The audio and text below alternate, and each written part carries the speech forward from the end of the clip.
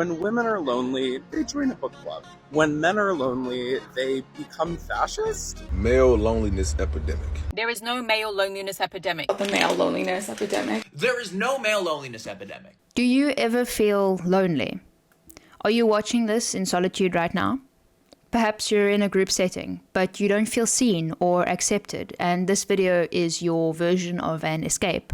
Whatever the case may be, we've all experienced being physically alone. What we haven't all experienced, however, is the male loneliness epidemic. A quick disclaimer to this video: every statistic stated and shared is publicly accessible and is accurate to the extent of my knowledge.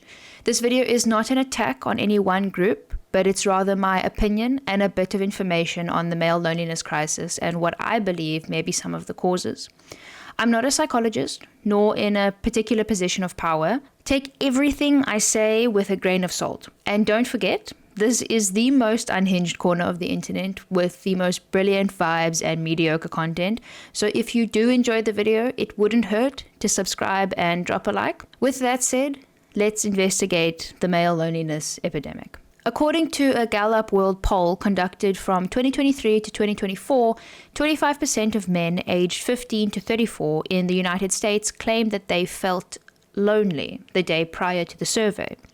This is in comparison to 18% of women in the same age range. And across a group of higher income democratic nations, a median of 15% of men said they experienced the same feeling, which is a large discrepancy in of itself. You see, researchers concurred that the age range specified in this study yielded very little new insight, considering young people seemed to be consistent with the data gathered. What interested those involved in the poll was the inclusion of the male specification, particularly in America. Professor of Psychology and Neuroscience Julianne Holt-Lunstad shared the view that loneliness can be thought of as the gap between someone's desired level of affection and connection with others and their actual level of connection. This is the definition or lens through which I will be examining the so-called male loneliness epidemic today. I will be zeroing in on heterosexual men in particular today, and this is because the data I've studied and articles I'm referring to claim to focus more on straight men as opposed to gay men, due to the fact that gay men tend to find and build community in shared spaces, and when approached with the previously mentioned survey, did not contribute widely to the statistic. This is not to say gay men don't suffer from loneliness, but rather that the particular male loneliness epidemic I'm covering does not stem from queer communities or reach those particular queer bases. Male loneliness presents itself in a few forms, namely the lack of deep social and friendship ties commonly sought after by most humans. The inability to maintain an intimate and romantic connection with someone, in this case women, and the general feeling of being an outcast within the community wherein vulnerability and emotional representation is not commonly accepted and displayed. It's common knowledge that men are imbued with the idea that vulnerability is a weakness and emotional connections are not something to be sought out. This is a social standard that has been practiced for many years and cannot be quickly unlearned, but the damage it is causing is immense. The cultural understanding and stigma that men don't know how to enact intimacy or that it should not be practiced is perpetuated frequently, especially by many men with large bouts of influence to fall back on, and is therefore seen as true. According to an article published by The Guardian, one man, Jedediah Jenkins, shares his experience with relearning the importance of maintaining and forming close bonds with other men. In his youth, Jenkins had plenty of friends. This made the act of befriending an individual seem effortless.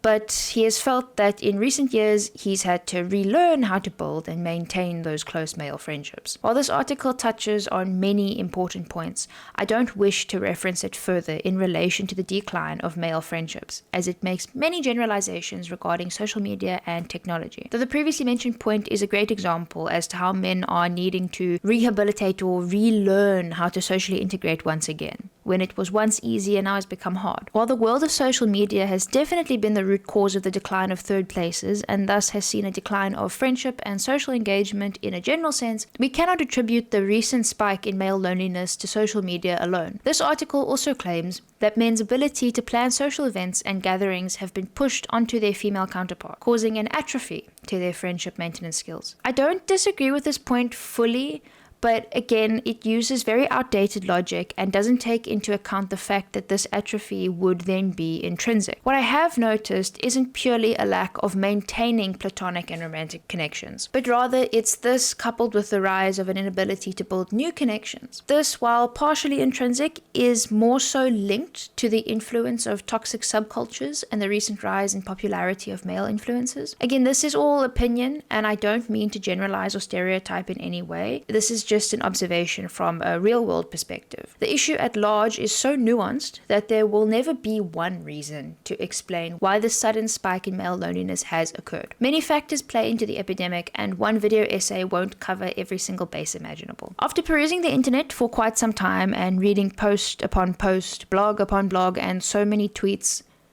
X's, I don't know, whatever they are now, I've come to the conclusion that male loneliness is a farce. No, it's not a total hoax or scam. It's not untrue or a lie. What I mean is the loneliness these men are feeling is true for all of us, regardless of gender. The general decline of social connections has pushed everyone into a state of loneliness, though it just seems more aggravated and clear within the male population. Now, this may stem from a few places. Men lacking the space and relevant encouragement to handle and be vulnerable with their emotions. Or perhaps the idea of toxic masculinity being romanticized in many online spaces. As I said, it's too nuanced to pinpoint exactly. I just want to make it clear that this issue should not be attributed solely to one group of people, as the level of influence needed to cause such a deep decline could not be perpetuated by one group alone. The solution is not nearly as clean and cut as go out and talk to people. If it were, this dilemma would never have been an issue to begin with. The current state of society often demeans friendships to a superficial level and leaves us all feeling as though we are lonely even when we are surrounded by a large group of so-called friends. Male influencers who perpetuate the idea of masculinity and exclusively fulfilling the caretaker role are a very small percentage of the population, but they have a large populace backing them, which makes it seem they are much bigger. All this to say, we have yet to speak about romantic connections in relation to the male loneliness epidemic. I won't be using the terms incel and manosphere to get my points and opinions across, because by and by, these socially constructed facades don't place any importance on the humanity of those we deem a part of said communities, though the manosphere does play a tremendous role in the lives of young men on the internet and may be part of the problem. Men who have never engaged with the internet and these toxic spaces may just as well be facing the same feeling of loneliness.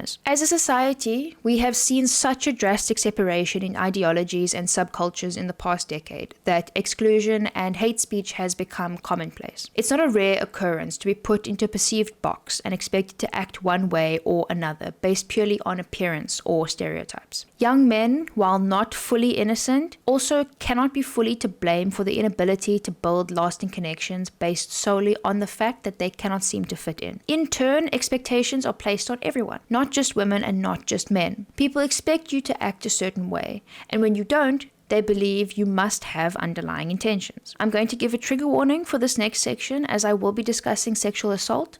If you're not comfortable hearing about or consuming content wherein this is spoken about, you are more than welcome to close the video, and I will see your beautiful face in the next one. All this to say, I will not be ignoring the numerous cases of sexual assault and rape which are suffered by women and men alike every single day.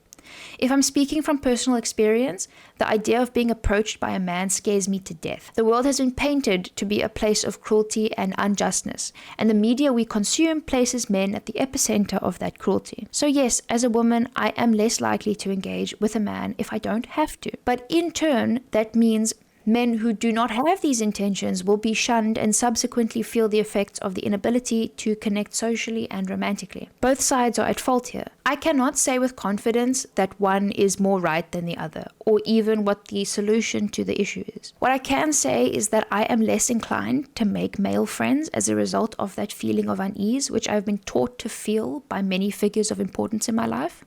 And while I am trying to unlearn this, it proves difficult when bombarded with the plethora of abuse and rape cases in the media today. I have consumed many pieces of media and research in preparation for this video, and the most common trend I've seen is women sharing the idea that this male loneliness is purely self-inflicted due to the unjust intentions of men.